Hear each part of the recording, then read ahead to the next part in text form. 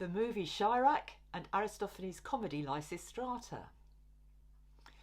As a classical scholar specialising in ancient Greek theatre, in 2015 I was delighted to discover that Spike Lee had directed a musical movie based on Aristophanes' Lysistrata. It was called Chi-Raq, which is a name given to Chicago when people are lamenting its high incidence in some neighbourhoods of gun crimes. And that's made people liken the mortality rates to those suffered by US soldiers in Iraq, which they pronounce Iraq. But the screenplay was written by Spike Lee's longtime collaborator Kevin Willmott, who also makes his own films, mostly about important episodes in African American history. He's also Professor of Film Studies at the University of Kansas, in the state where he was born and bred, and where he's worked as a civil rights activist. I'd always wanted to ask him why he was attracted to ancient Greek comedy and how he approached the 2,500-year-old text. So I was thrilled when he agreed to be interviewed in an online event for the Archive of Performances of Greek and Roman Drama, a research institute in Oxford that I co-founded with Oliver Taplin in 1996, now directed by Professor Fiona McIntosh, who also features in the interview. It took place on May 10th, 2021. Now, Willmott and Lee subsequently won a joint Oscar for the Best Original Screenplay for the movie Black Klansman in 2018, but I think Chi-Raq deserved to have won two for Best Adapted Screenplay. So let's see what he had to tell us about this exciting encounter with Aristophanes. Hello, everybody who's tuned in to the YouTube channel of the Archive of Performances of Greek and Roman Drama this fine May day. I think we have an unusually international audience because we've got an incredibly international speaker. We are utterly thrilled and honoured that Professor Kevin Willmott, I don't know how often he gets called professor outside of the university, but we're in an academic circle here. Professor Kevin Willmott, who is world famous as someone who won a joint Oscar for the best screenplay for Black Klansman, which is the film that should have won every single Oscar that year, had done another comedy a couple of years before with serious political clout. And that's where we come in, because it is a reception of Aristophanes' comedy of 411 BCE, the Lysistrata. This was so exciting for all of us in classics because although there have been movies made of Greek comedies before, never by such a big names as we're getting this. So we have got Aristophanes in the movies in a serious way, mainstream North American cinema. So when I plucked up courage, because I had always been fascinated by this film, to email Kevin, I was absolutely knocked back because he's almost straight away, I was knocked out almost straight away, agreed to do it. So thank you so much. Welcome. I know it's only 11 in the morning for you. And No, not at all. Thank you so much. Great to be with you. Greek comedy used to go on in the late afternoons in classical Athens because people, they saw the tragedies in the morning, went away, drank it a whole lot for Dionysus, and would come back for the comedy. And we're actually at that stage of the day, a little bit more ribald. So we'll try and keep it as clean as we possibly can. Very good. I'd like to jump straight in and hear more of you than me. Chi-Raq is a 2015 film. I'm sure you're going to tell us how you came up with the name. But first of all, we want to know about the genesis of it. So can you tell us a bit about your background? You are a real Kansas man, aren't you? You're from Junction City. I'm a real Kansas man from Junction City, Junction City, Kansas. Little small town, about 20,000 folks. Unique little town. Went to a little small Catholic school called Marymount College of Kansas in Salina, Kansas. It was 20 miles, actually about 40 miles from Junction City. That's where I was introduced to drama, really. Kind of always was, never really did plays, in high school, never really, was always, I read plays, but I never participated really. But I wrote plays and was always interested in it. And so it was my first opportunity to really be involved in theater. Right. college there, and my first year there at this is as an undergraduate. Just an undergraduate, yes, undergraduate school. Studying drama, not film studies. Yes, it's just theater, Yeah. And my first year there, I was in the play Lysistrata. The first year. My first year there, yes, indeed. And in fact, that play kind of saved me from, because I was struggling kind of finding my place in college, and I enjoyed that play. My role was I was the leader of the old men's chorus. Oh, wow. 13 years old. Yes. And I was, at the time, I was obsessed with Richard Pryor. All right. And so I played him kind of like Richard Pryor's old wino type dude. Oh my. So was it, can you remember what translation it was, or was it your translation? It was it was pretty much the one I used in adapting it to Chi-Raq as well. And you've done it yourself from? Yes. You never studied Greek, presumably, or did you get some Latin at Catholic school? Or? No, I'd never studied Greek. Didn't get any Latin. But the thing that struck me by being in the play was how much the language sounded like hip hop, and hip hop was just kind of starting. It struck you even then. Yeah, and it struck me then, and this is what, like 1980. That is hip hop. This would have been about 1980. Yeah. Goodness me. Yeah, and it was the language of the play. It had that southern kind of, that translation, and I think we had talked a little bit about how that play has been part of the African American kind of theater tradition in a lot of ways, and I think it might be because of that southern translation. Right. So was that the Aerosmith? Maybe. I think it might have been. I have to check it out. Yeah, because there was a really big theatre incident in 1937 when the Seattle Negro Repertory Company tried to put on a Lysistrata set in Africa, but with strong sort of anti-apartheid. Oh, wow. And it was censored. It got closed down. But then I assumed that the Rhodessa Jones Lysistrata attracted a lot of attention, did it? Was that around the time you came back to the idea?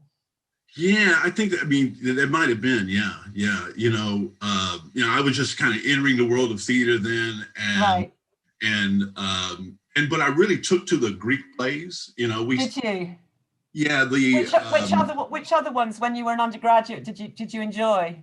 Well, I got to play Oedipus. I got to play Oedipus in the play. My senior year, I got to play Oedipus, and so the language of those plays really stayed with me. And they're different than Shakespeare. I mean, I'm not an expert like you, but they're different than Shakespeare. But they have that verse and they have that rhythm and all of that, and just the word use and the word choice. It's just such a beautiful thing. So you played the leader of the men's chorus, so you had to go around trying to burn down the office. I love it, and having water fights with the office. Yes. Was this in an attempt at Greek costume, or was that retopicalized and set in a modern setting? It was not a modern setting. It was kind of a little bit of both.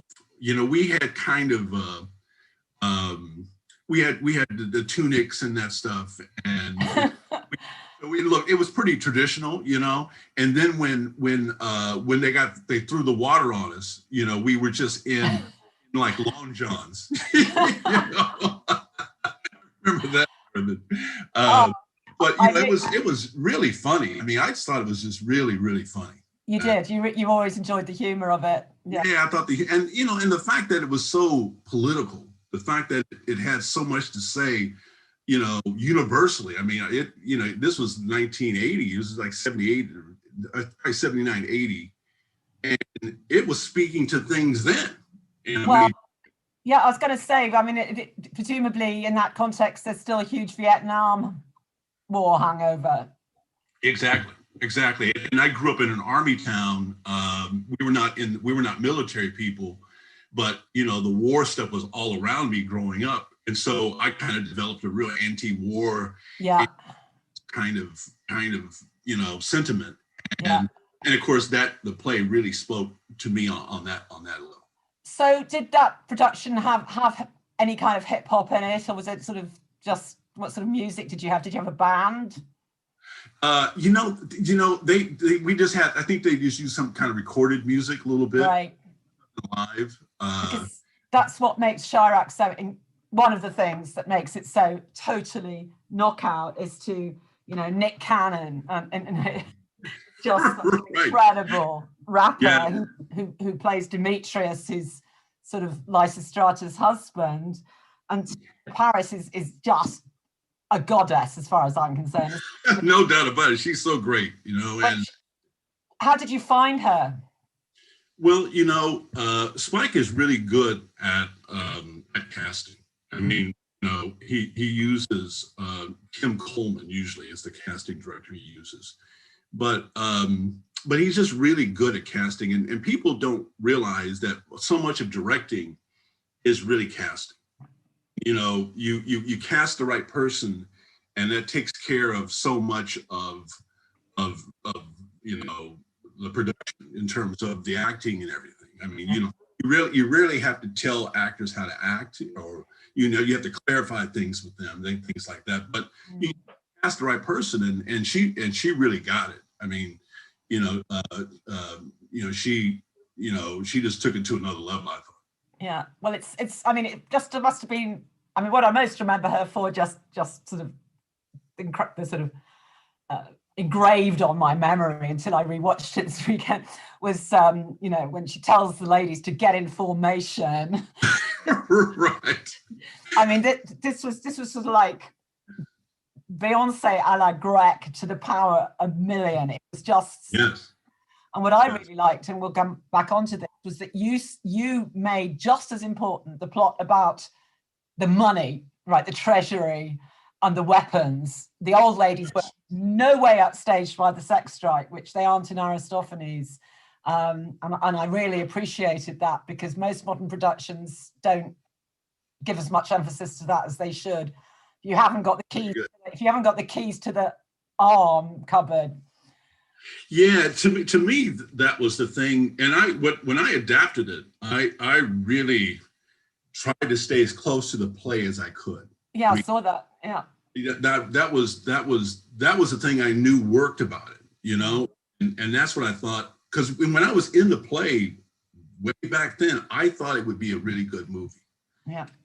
And I thought it would really be a really good, because the language spoke hip hop and spoke word and all that, and so I wanted to keep as much of the actual Aristophanes language as I could, and then fuse in the hip hop and spoken word and that stuff, in other ways. But the plot I tried to hold on to as much as I could, because the sex strike is funny and provocative and all those things, but there's a point to this. I mean, there's a strategy, right? And exactly that part of it, and I just love the armory we found in Chicago. I mean, it was a real armory, and it was just so great that it worked out like it did. No, we'll come on a little later to the sort of how you found great marriages between ancient Greek conventions, and but I just want to take a little. So you leave college in the early 80s, and did you go straight into film directing or film script writing, or did you do with PhD? What did you do? Well, I actually went back home, and I was an activist for about right. 3 years, and that taught me a lot about about community activism, and I worked with the homeless, and I did civil rights work.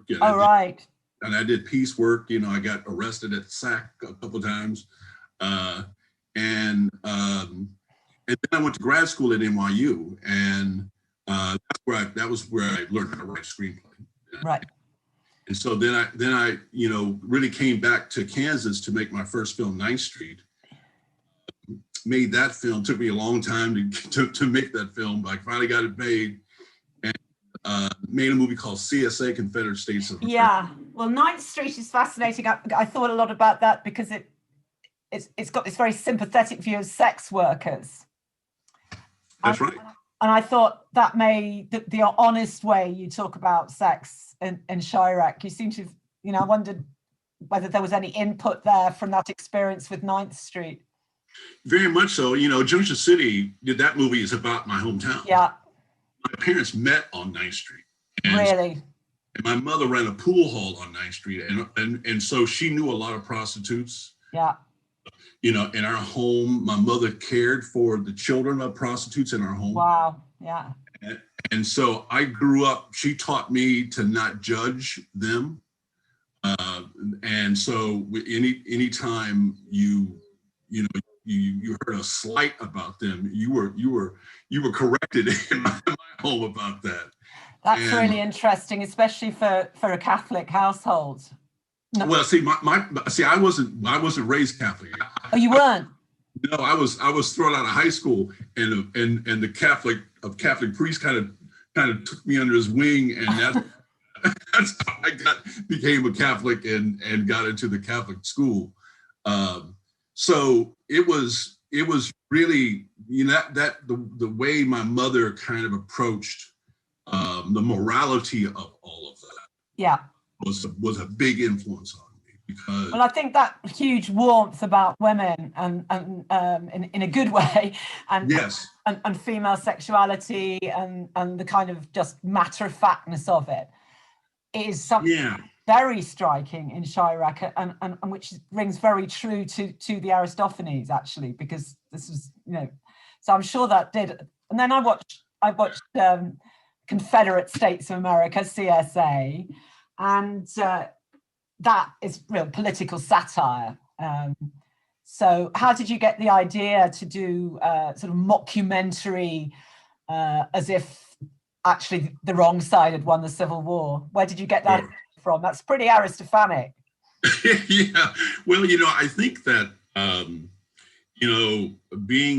studying those satires, you don't realize how much influence they kind of have on you. Yeah.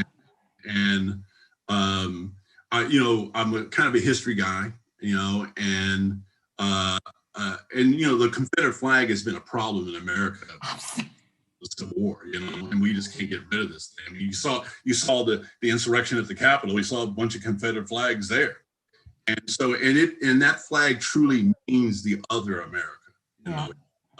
It's the racist slavery America, but there's a whole group of people still holding on to it like it doesn't mean that, but they know what it means. So I wanted to make a film that really kind of made people understand, for one thing, that the Civil War was about slavery. Yeah.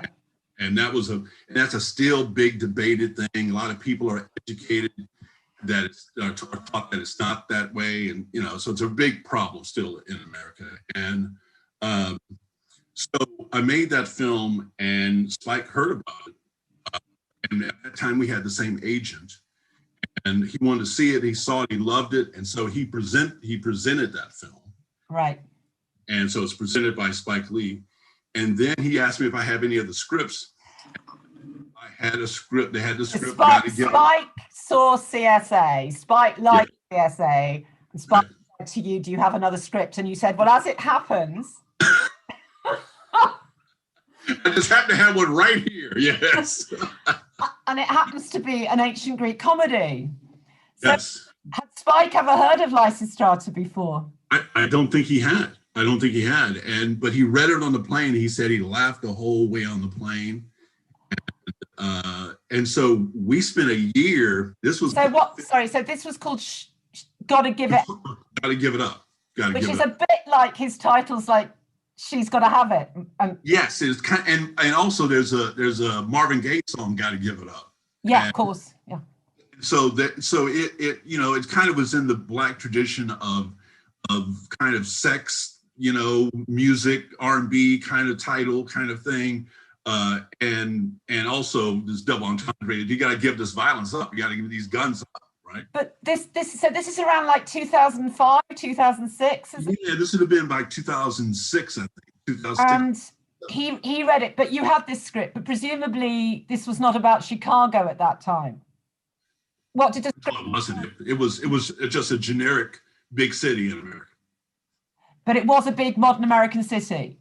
Big modern American city. You know, it was kind of, at that time, Los Angeles was kind of the gang problem in America, and blood and the Crips and that stuff was kind of in the news all the time.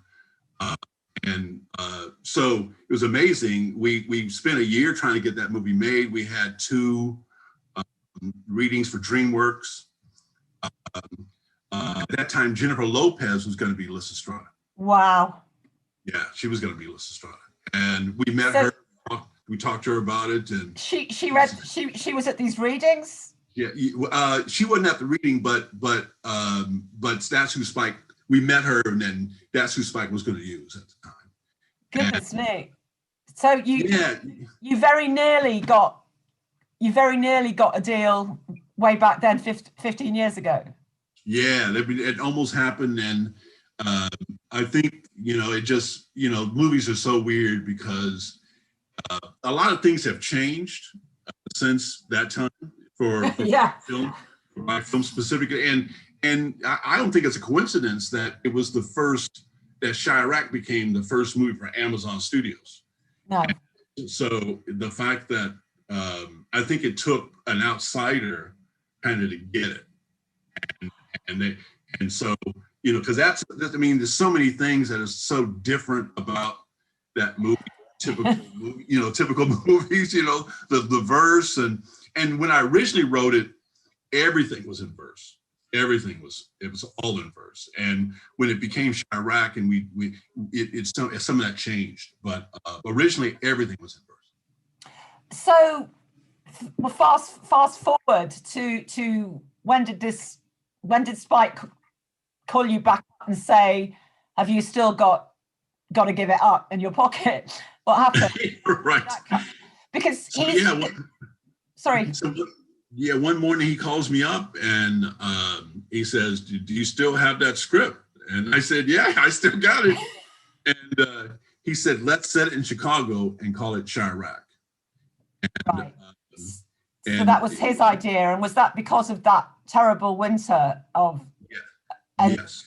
shootings? Well, they're always terrible, but it's been bad for a long time, and Chi-Raq means Chicago and Iraq. The more people were being killed as many people were being killed in Chicago as Iraq. Yeah, and so the slang developed at Chi-Raq, and so then we took "Gotta Give It Up," and we went to Chicago. We met Father Mike Flanagan, Yeah. And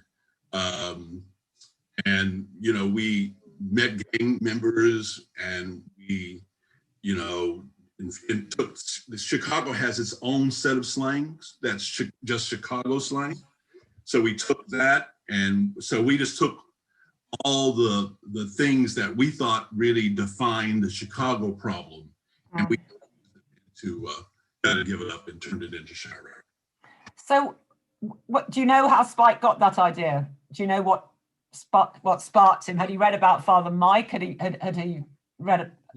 Yeah, I think more than anything, it was that Chicago had become notorious for gun violence, and that it was such a big problem, and the gangs were a big problem. Right. And I think when he looked into it, that's when he discovered Father Mike. And then when we kind of set up a base camp at Saint Sabina Church, that was really our operation. Now is that Father Mike's church? It's Father Mike's church. You should just explain that Father Mike is a white, incredible.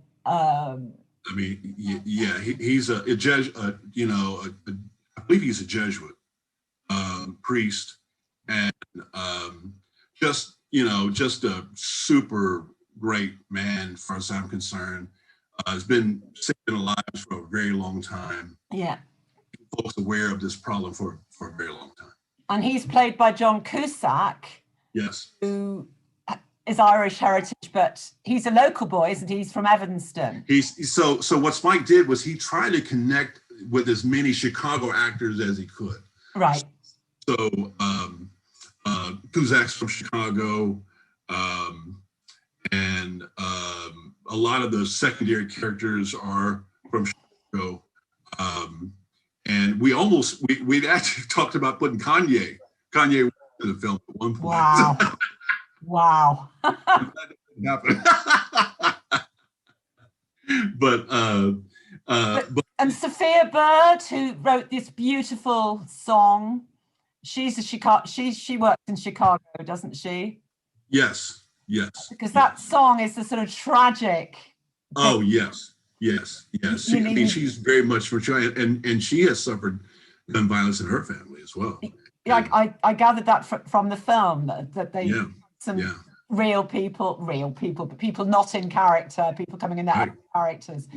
But that song is so beautiful, and it was she's so young, this very young girl. No doubt. For a lot of that. So, how did you? Was the script pretty final before you gave it to the actors? How do you work? Did you like to workshop with people like Nick Cannon and Teyona? Did you workshop with them, or did you just give them the script to go away and think about for themselves? Well, because I was on set for that film the whole time. You were, yeah, I imagine. That whole summer, really, and so Spike likes to, with this film especially, because there was a bit of an improvisational element to it. Yeah. It is spoken word, and it's verse and all of those things that, we were changing things on the set. I was writing often, and then we responded to stuff that was happening in the news. I mean, there had just been the shooting at the church in South Carolina, where the guy came in, a kid came in and shot everybody, and so we wrote that into the script. And so Spike's really big on that, but more than anything, he was trying to really capture the Chicago. Right. And so Nick Cannon, he would, he changed a few lines here and there to kind of fit, because he's, and but and I wrote a few different things for Cyclops, for Wesley Snipes, and but that part of it was fun, because we really were trying to, again, always incorporate the Chicago feel of it, and actors would sometimes have good ideas, and so we meshed all those things together. I found Wesley Snipes plays this bad sex man, right? He's everything worst about sexually threatening men, called Cyclops. He got the one eye. He got the one eye there, right? Well, I found that fascinating, because Cyclops was one of the names for the top officers of the Ku Klux Klan. It really was, which is why it's in Oh Brother, Where Art Thou? Cyclops is that's right. So having like Wesley Snipes play somebody under the name of a bad guy, it afraid of all kinds of quite messy contradiction and cultural strands. You didn't have clear-cut good guys and bad guys, except for the amazingly horrible general who ended up astride the cannon in this phallic-centric moment. When did you get that idea? I should explain, if people haven't seen the movie recently, but the absolutely, most evil of the white military men, who has a Confederate flag all over his office, ends up, Lysistrata actually shackles him to this huge phallic cannon, which I thought was just a brilliant transcultural adaptation of all the phallic stuff in Aristophanes, because you can't Yes, actually indeed. going around with massive artificial erections. So Right. think about how am I going to get that element into a kind of topical way that's understandable to an American modern public. Yeah. Well, you know, Spike and I are both big fans of Dr. Strangelove. Ah. And so Dr. Strangelove's got the rocket, you know, and the guy riding the rocket down. That's a big phallic symbol too. And when we did the play at Marymount, you know, back in the day, it was very controversial because the director, it was a woman director, and she did the big phallic thing, and they were underneath their tunics, you know, so these guys are running around with big phallic. Oh, she did do it. Right. She did do it, and so the, you know, the nun that was the president of the college at the time, and so they had a little bit of explaining to do. So I think that for me it was, you know, I didn't want to lose the anti-war element of what the play is about, because I think one of the things I was trying to do was to mix all of those elements together. That gang violence is war violence, and that violence is tribal, and war is tribal, and all of that stuff is all comes from is cut from the same cloth. And so the guy on the cannon, the general on the cannon, it just fit within the whole crazy context of everything. Absolutely, it was the most purely Aristophanic thing I have ever seen, even though it's not in the play. You just got it. You just got it. Oh, very cool. With this sort of transcultural finding ways to do it, I mean, I was very interested. I mean, it seemed to me that the figure of Lysistrata in Aristophanes, who's got a lot of religious authority, she's quite like the goddess Athena. It seemed to me that she was kind of split between, you know, the young, incredibly beautiful, sexually attractive Théona Paris, but then you got Angela Bassett. Yes. How did you get? My goodness, did you just ring her up and say, "Fancy doing some Aristophanes, Angela"? Well, she really loved the verse, and she loved. Did she? Yeah, she really loved the verse, and there were a couple of scenes I wish was in the play that she had. That there's a scene that she has with Lysistrata, and she's got.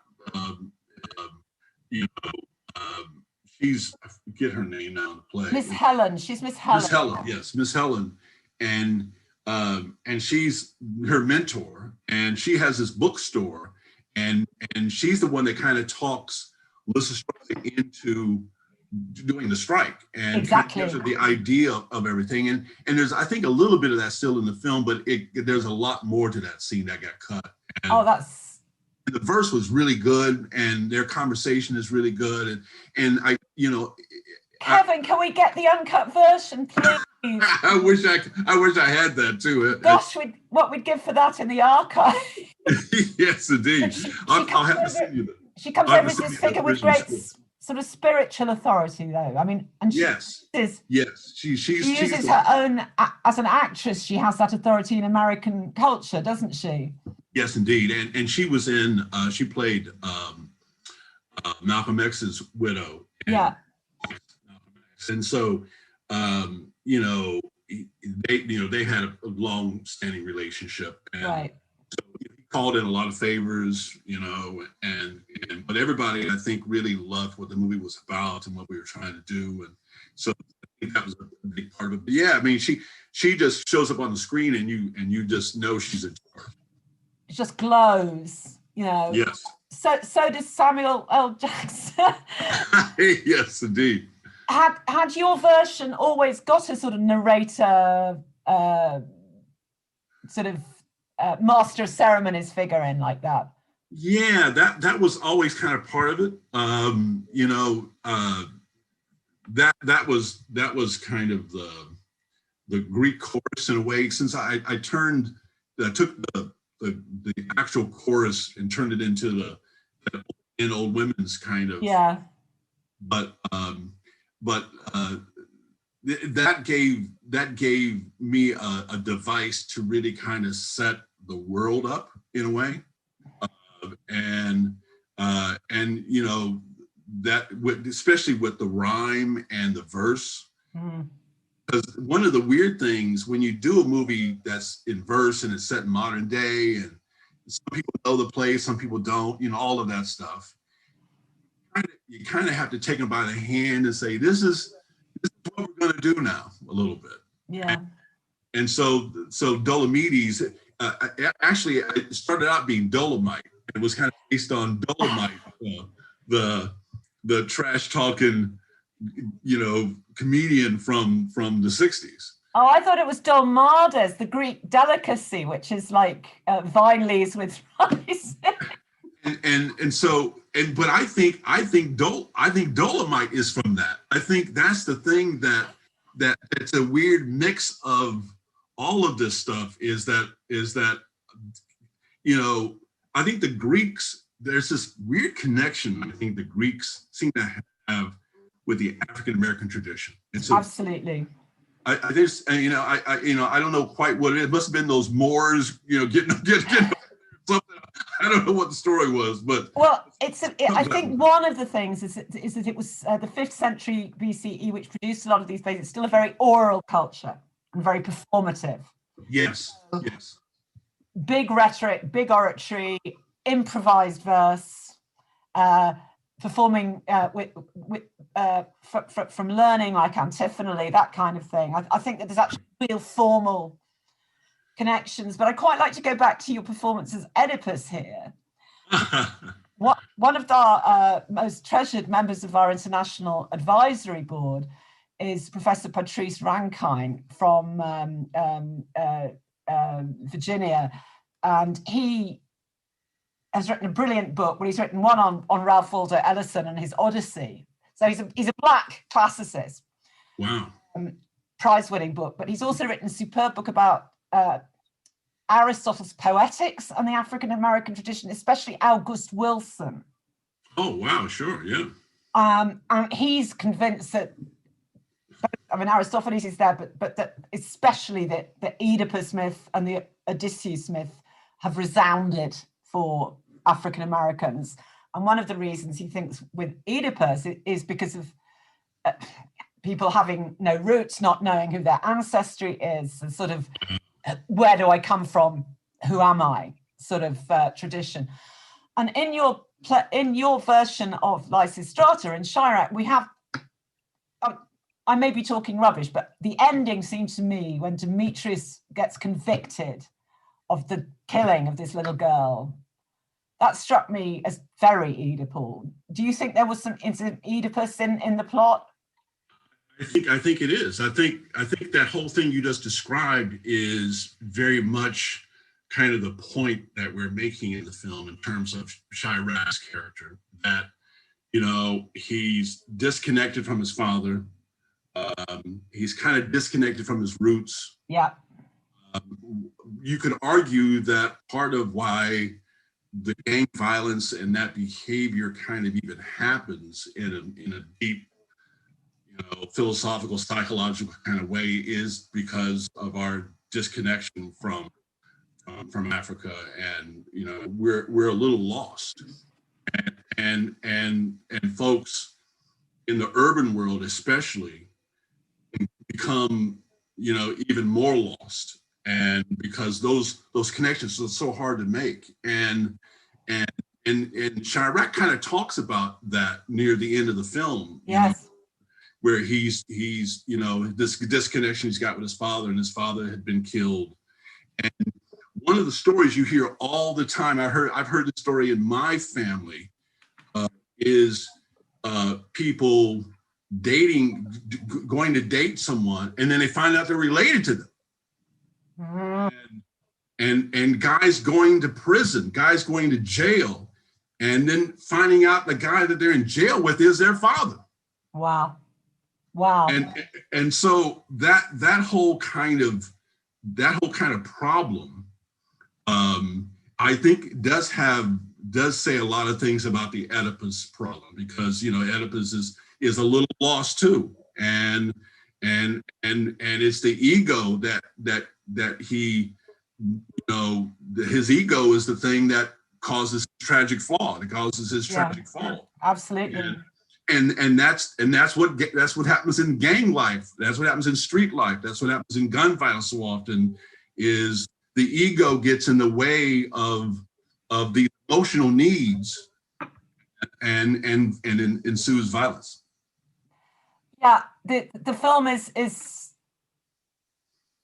I mean, it took risks, I think. Did you feel it was taking risks? I think it takes risks with the very issue that, although of course there are all these terrible economic reasons and historical reasons, but the guys pulling those triggers are in fact black men pulling triggers on black men, and you didn't get away from that. No.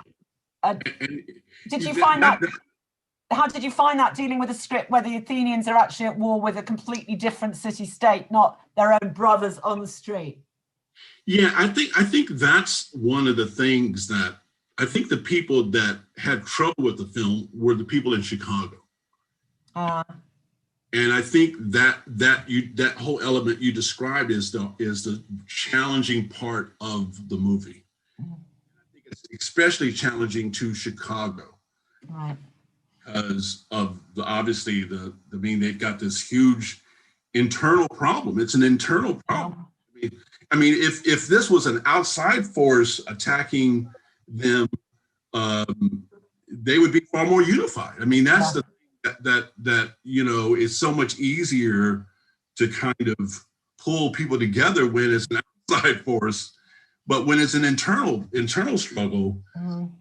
And Spike had the courage to take that on and not apologize about it, because you can't really talk about gun violence in neighborhoods without admitting that's what it is. There's all these outside forces that are influencing that violence. Poverty, money, culture, tribal stuff, all that stuff that makes us stupid. But in the end, it's black folks killing black folks. Yeah. And I wondered, did you have any problems? I mean, you said you find Aristophanes really funny. And I love that. He is, okay? And I don't think in some ways we should be judging him on anything else. He's a comic dramatist. Sure. He's supposed to be funny. But did you find any aspects of his play difficult ideologically in terms of the views of women or of slave society? Did you have any moments of discomfort with it? That's the thing that I think that Spike and I really connect on, is that satire, to me, you first have to be serious first. You gotta be willing to go there, and whatever it's about, if it's about war, if it's about gun violence, if it's about sex, whatever, you got to be willing to go there. And then you go there, and then you kind of go there to the point where it's uncomfortable. Then you connect the truth to that, and truth shows the absurdity of it, and that's where the humor is. So if you're not willing to go there in a really challenging, uncomfortable kind of way, you can't reach the humor, because the humor is buried within that ugly thing, and so you got to be willing to penetrate that, and that's why so often you see satire that's kind of tepid, and Aristophanes is not that, and to me, that's one of the things I learned from people like Richard Pryor, George Carlin, that you got to be willing to go there. You got to be go there and not apologize for it and make folks uncomfortable, and then that's where you can be funny. Because it is deadly serious. I mean, I was very upset to see that one of your more elderly actors, Thomas Jefferson Boyd, actually, didn't he just get gunned down himself? He was shot. He was killed in Atlanta. Yes, he was. And was tragic. I mean, he was in a lot of Spike's films. Really great guy. Does anybody know what happened? I've not heard the details about it. That's the worst thing about gun violence in America. And when I watch BBC shows and stuff, it just shows you how crazy we are here, because the fact that the police don't carry guns there, they when in these shows, something dramatic happens and they got to call in somebody with a gun.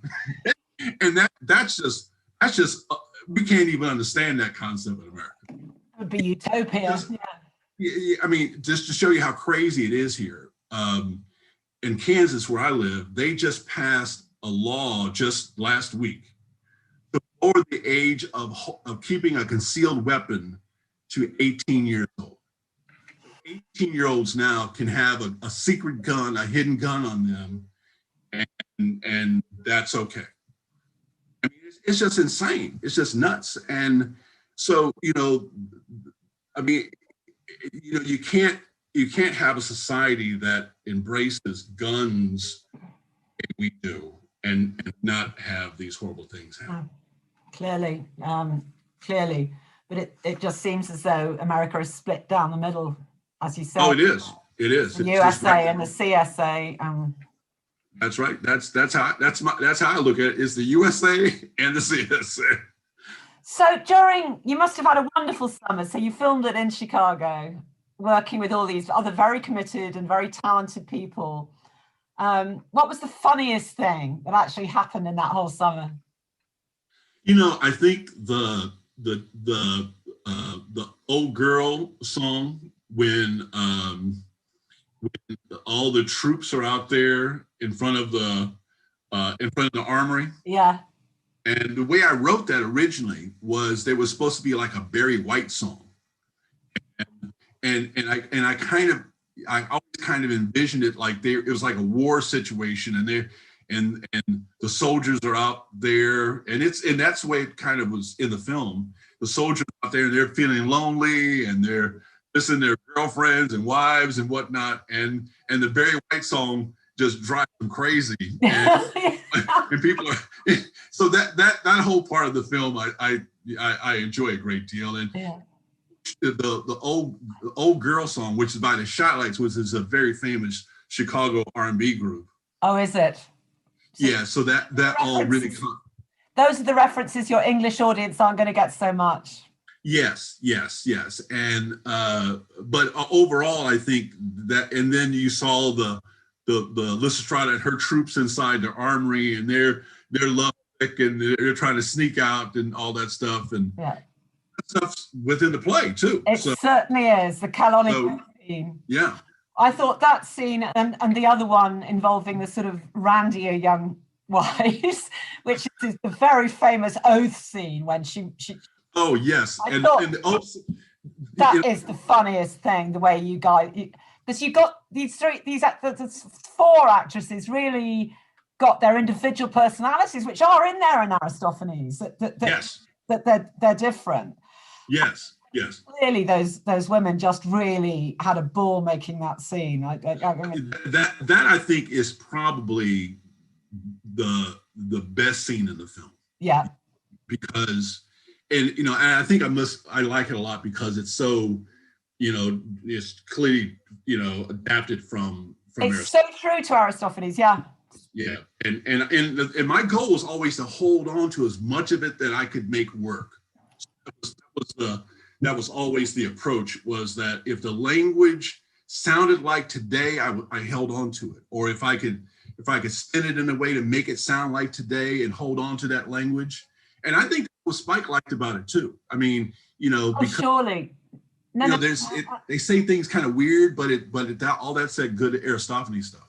But Aristophanes was weird. I mean, he said something in very everyday reality, makes everybody talk in verse, and then mixes in a whole variety of the kind of popular songs which everybody knew on the streets, and you've just found a formula that just matches that so very well, and it's a political satire. So I just masterpiece of Aristophanic reception. So are you planning any more for us? I tell you, talking to you, it's been great because it makes me think about, I've always thought that Oedipus was, and you see elements of Oedipus in different movies, different plots of movies, various, I think the big one for me, I'm a big fan of the movie Chinatown, and Chinatown has got a little bit of an Oedipus thing. Really? Yes. Yeah, it's kind of, but I think Oedipus, would be a really interesting, movie. I mean, I know there's some film versions of it, but I think, I think you could do something where it's kind of maybe African based, or something that is modern but still kind of ancient in a way, Yeah, mythic, but yeah, also and, plausible, given, as you say, these very. Actually, there's a scene in your. Is it the 24th where there's been a fight in the regiment, and these two guys are talking about how they've got aunts, who's the uncles, who's the relative, who's the stepson, who's the. It's very funny. It's incredibly funny because they figure out they're like 34th cousins 60 times removed, but they've got all these in common. You were talking about that a bit earlier today. I mean, that would be a very realistic social backdrop for an Oedipus. Yes, I mean, it's so weird because it's so prophetic in a way that these ancient problems that they were considering and examining back then for BC. I mean, that's crazy when you think about that. And pre-Christianity, pre-Islam. Yeah, and still dealing with those same issues today. It's just amazing. It's mind. I really, really hope we're going to get a Kevin Willmott movie of Oedipus. And as it happens, Fiona McIntosh, who is going to put the first question to you, I have to explain to our public that I can hardly see. I'm having an eye operation tomorrow. So Professor McIntosh is the executive director of the archive, is going to be putting the questions. She has written, she is Mrs. Oedipus. She has written the book on the history of that play. So I'm sure we're going to send you a copy. Oh, very cool. I love that. Fiona, could you come on and ask Kevin the first question, please? Yeah, I can't wait for an Oedipus film. Thank you, Kevin. Lots. I'm going to begin by sharing with you some of the comments in the chat. Renata from Rio de Janeiro says that she showed Chi-Raq to undergraduate students at her university in Rio, and they debated the urban violence in shanty towns and communities 3 years ago. It was intense, she says, I must say. A comment from Diane, which is interesting. She would so love to read the uncut, all-verse version of the script, if it still exists in some form. And something I really like, she says, could this be added to the APGRD archive? Sure, I'll have to see my original script. Anyway, and there is a question, and the question is quite a difficult one, I think. What would the differences have been if you were writing for theatre rather than screen? Well, I think with movies, it's the visual. Movies are, the term that you use when you take a play and you to a screenplay is that you open it up. You open it up to a movie. And so you're always looking for ways to make things visual, make things cinematic, all of that. And so that's the big thing. But, Chi-Raq, and this is the thing that I really loved about Spike. And I think this thing he really got about it from the beginning. And he loved the language as well, I think.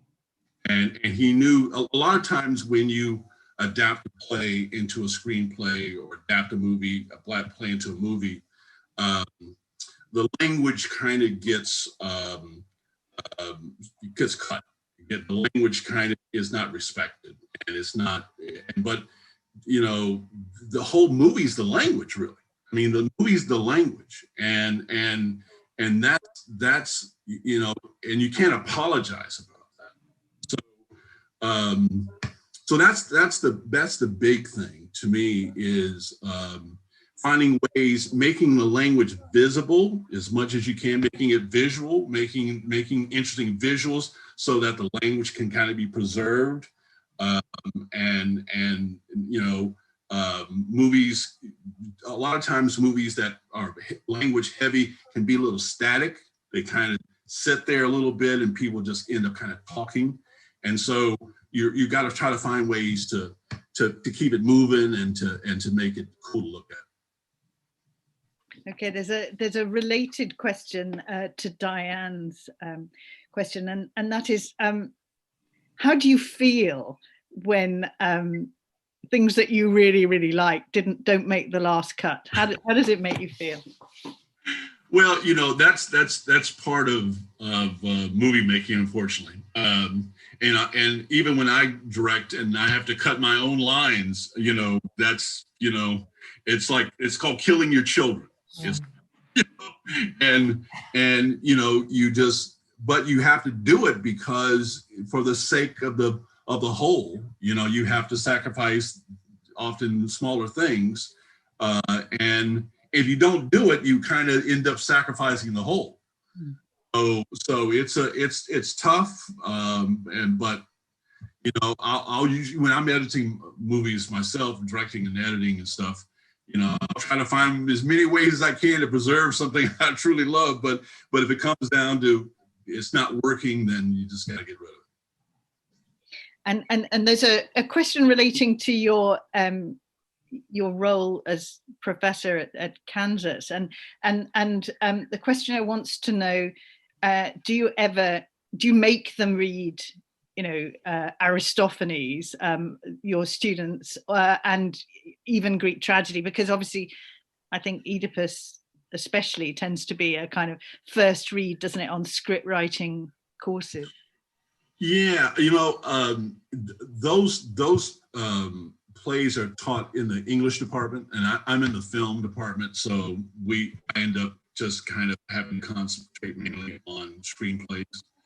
But I talk about it a lot, and I'll use examples a lot from Greek plays, and you know, and you know, and from poetics, you know, and that I learned all of that in undergrad, and poetics is the basis of all drama, and you know, so the more you kind of understand about that, I think the more you understand about drama, period. And one of the things about film that really I think filmmakers kind of suffer from a little bit is they're not connected to some of that stuff. And I think a lot of times I'm really pleased, I really feel very fortunate that I had a theater background first before I became a film guy, because it allowed me to love language, you know, to love dialogue, but also kind of understanding, you know, story structure a little, you know, more of a complex way, and more than anything, having those examples from those plays and knowing that stuff, and because so oftentimes filmmakers are disconnected from anything but film, and so they don't have things to pull from as much. I mean, you could, you know, people oftentimes tell filmmakers you should study art as well, you know, because there's so many great visual things you learn in art that you can apply to film, but a lot of times young filmmakers don't do that. Okay, well, thank you so much. I'm going to disappear because I'll hand over now, or hand back to Edith to do the formal ending. But there's probably loads more questions coming in, and maybe we can share some of them with you Sure. later. Thank you again. Thank you. Well, that was bracing. Thank you so much. I feel as though we've done some tragedy, done some comedy, done some politics, which is exactly appropriate. Thank you so very much for being with us and giving up your time. I'm very pleased that, you know, this will be available on our YouTube channel, because I did not manage to find very much written about this particular film and its relationship to the Greek text. So I think this interview, what you said here, and especially the fact that you led the chorus of old men way back in 1980 at your drama college, is a real scholarly breakthrough. So I'm going to put my hands together, and I'm sure everybody else is virtually as well. Thank you so much. Thank you, Edith. Thank you so much. Really appreciate it.